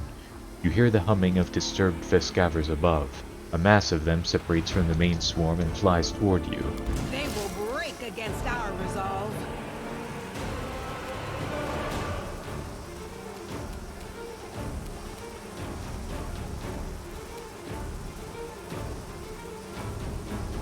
Immunities: poison, critical hits, precision damage, spells with a target, halves physical damage from slashing and piercing weapons. You should have listened to reason.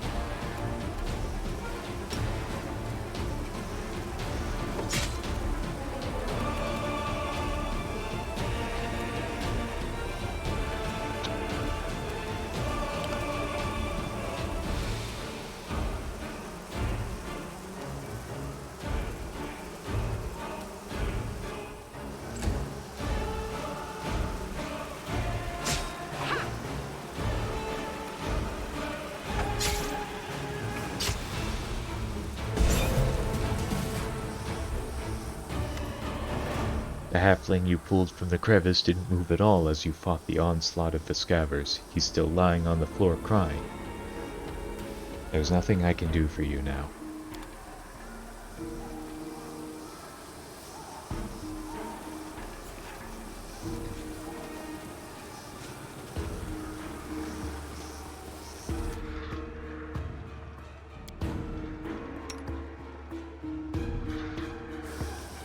Let's prove their logic is lacking.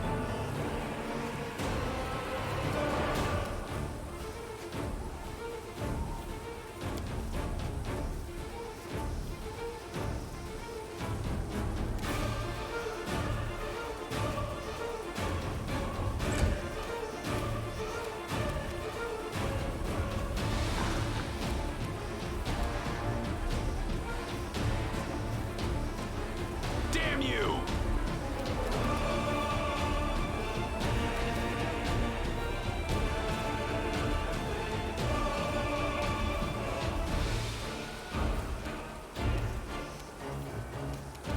I don't want to take a 5-foot step.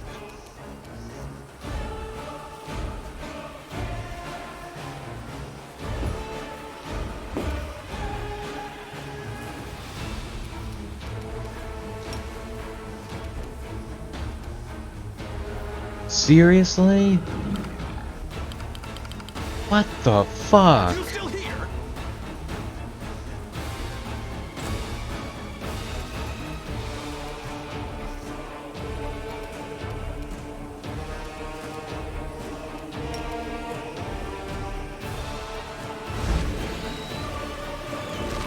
Nice.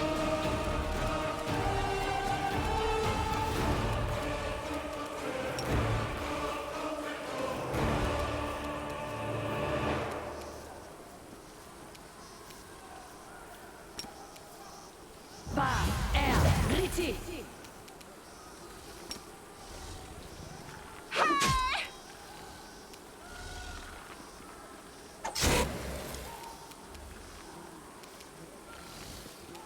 Good guys Seriously? always win.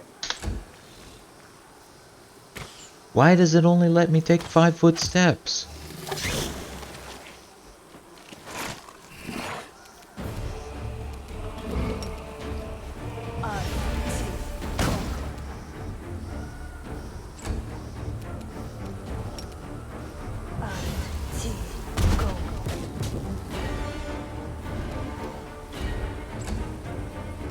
Into the fray!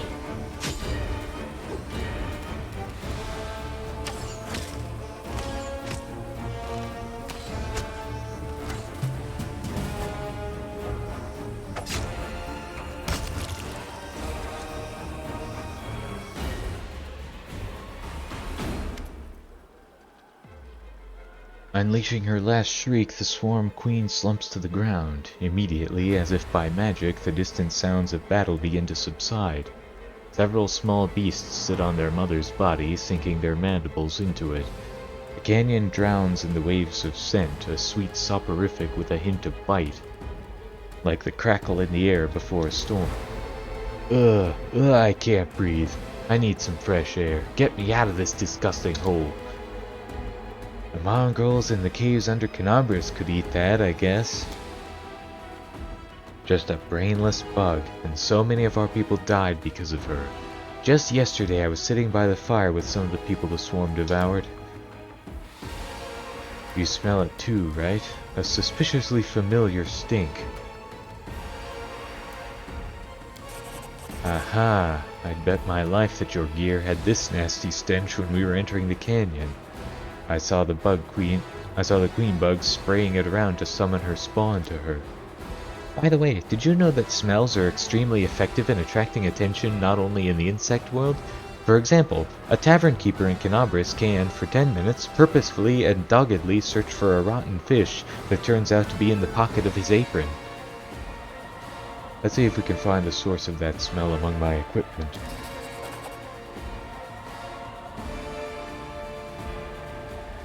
You and Anivia search through your things and quickly find the source of the smell, a thin handkerchief.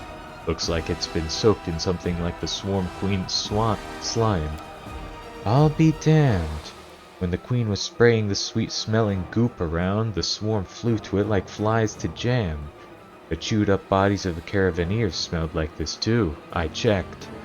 Commander, I think some rat planted this handkerchief on you to ensure that the Beskavers would find you. Looks like I have enemies in Mendev and someone has decided to get rid of me. True, nobody likes upstarts. If you knew what Irbeth's allies hissed behind her back when she was appointed head of the Eagle Watch. Anyway, we need to keep our eyes open. That handkerchief could have been planted here by magic, but take it from a professional paranoiac. I think we've got a rat in our camp. In Canabras, we squashed the cultists time and time again, but they were like maggots in a dead hog. Some could have infiltrated our forces too. We need to keep our eyes open and our guard up. It's time we got back to our people. I say we destroy the Queen's body. I've heard the little bugs who eat the flesh of their mother can be reborn as Swarm Queens themselves. That's kind of the last thing we need.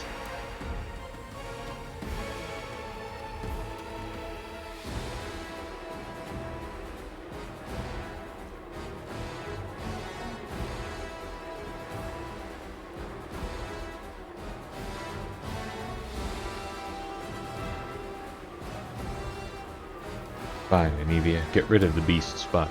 Great. Cleaning up after a fight is just what I like. We'll start here, and little by little we'll clean up the entire world wound.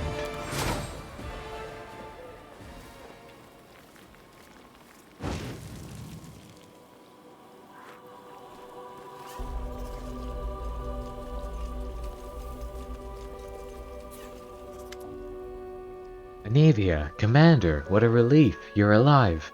I saw the swarm begin to thin and ran to you immediately. Luckily our losses were not as great as we feared. Not many are even wounded, but if you'd been a moment later, I'm afraid to imagine what might have happened to us. Unfortunately, the insect's acid ruined what was left of the caravan. Of course, I sympathize with those who perished, but we could have used their gear. Yeah, what a waste. We could really do with some supplies. If only they died on the road somewhere, of thirst, or after meeting some wild animals, we'd be sitting pretty right now.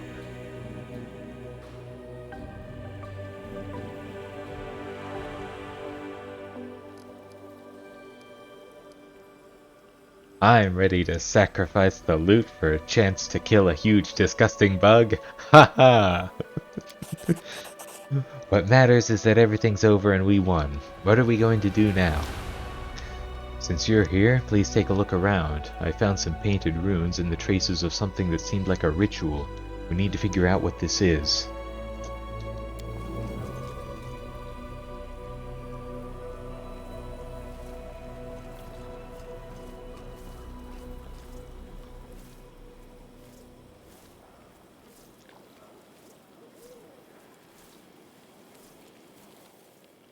Huh, easily done.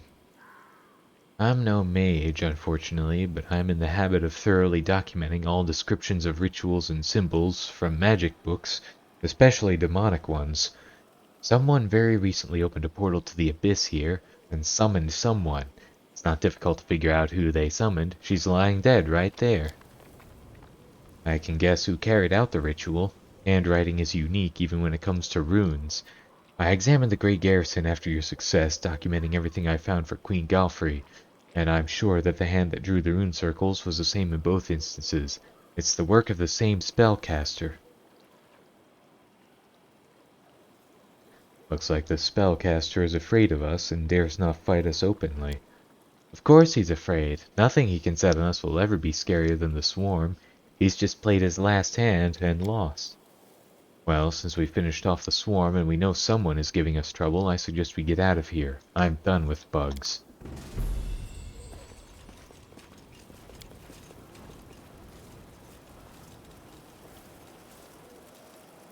And we all leveled up.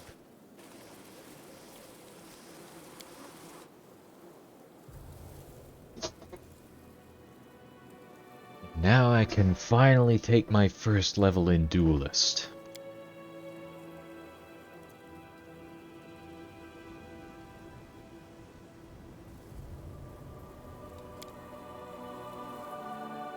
I get canny defense.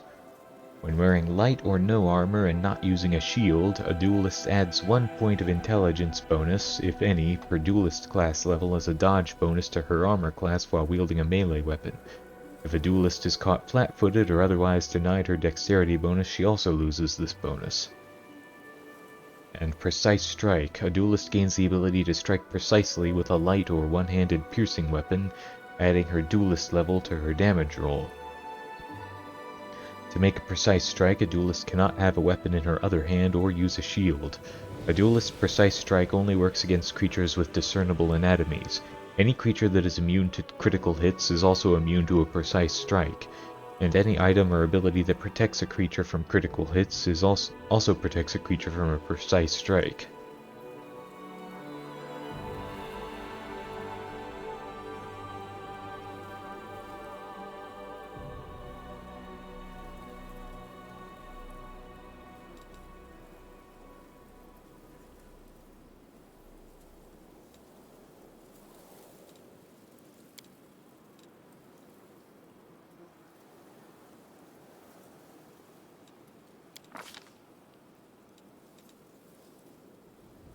Athletics, mobility, perception, persuasion, knowledge world. And a feat.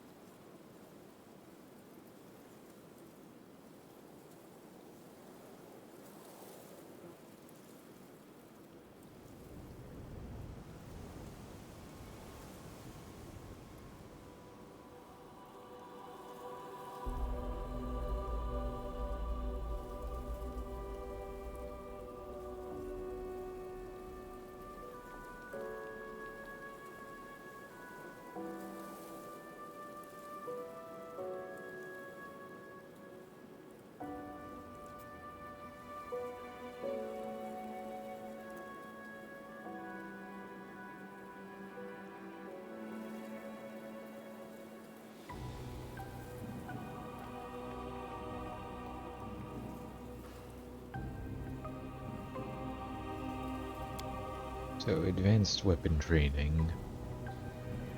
Armed bravery, the fighter applies his bonus from bravery to all will saving throws. Combat maneuver defense, when the fighter is wielding weapons from the trained weapon group, his weapon training bonus applies to his CMD against all combat maneuvers attempted against him. Effortless dual wielding, the fighter treats all one-handed weapons that belong to the trained weapon group as though they were light weapons when determining his penalties on attack rolls for fighting with two weapons. Fighter's finesse, the fighter gains the benefits of the weapon finesse feat with all melee weapons that belong to the associated fighter weapon group. The fighter must have the weapon finesse feat before choosing this option. Fighter's reflexes, as long as he is wielding a weapon from the trained weapon, the fighter applies his weapon training bonus to reflex saving throws. Fighter's tactics. All the fighter's allies are treated as if they had the same teamwork feats as the fighter for the purpose of determining whether the fighter receives a bonus from his teamwork feats. His allies do not receive any bonuses from those feats unless they actually have the feats themselves. The allies' positioning and actions must still meet the prerequisites listed in the teamwork feat for the fighter to receive the listed bonus. Trained initiative. As long as he is wielding a weapon from the trained weapon group, the fighter applies his weapon training bonus to initiative checks.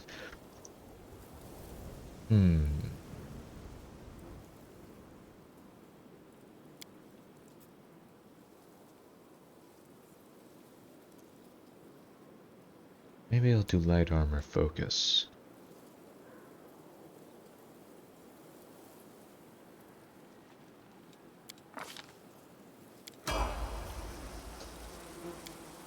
Seela gets another use of Smite Evil, Mobility, Knowledge World, and Persuasion. Great Fortitude, you get +2 bonus on all Fortitude saving throws. Lan gets Key Strike, Cold Iron, and Silver. 7th level, the monk's unarmed attacks are treated as Cold Iron and Silver for the purposes of overcoming damage reduction. Athletics, Mobility, and Perception. Clustered shots. You take a moment to carefully aim your shots, causing them all to strike nearly the same spot. When you use a full attack to make multiple ranged weapon attacks against the same opponent, total the damage from all hits before applying that opponent's damage reduction.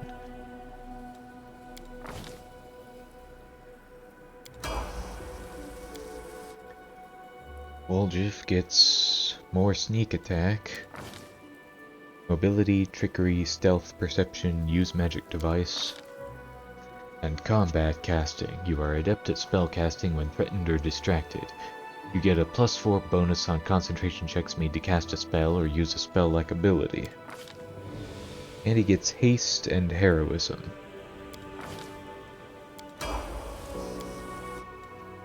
Ember gets Knowledge Arcana, Lore Religion, Persuasion, Use Magic Device, Toughness, Unbreakable Heart, Delay Poison, Cure Serious Wounds. And Nenio gets Knowledge Arcana, Knowledge World, Lore Nature, Lore Religion, Use Magic Device. Greater Spell Penetration. You get +2 bonus on caster level checks made to overcome a creature's spell resistance. This bonus stacks with the one from Spell Penetration. Phantasmal Killer and Shadow Conjuration.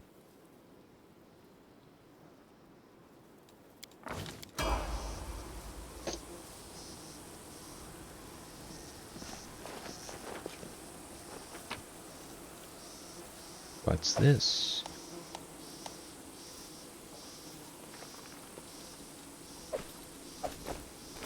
That's a short bow, so land can't use that. At least not as effectively as a longbow. Aw, and they died anyway.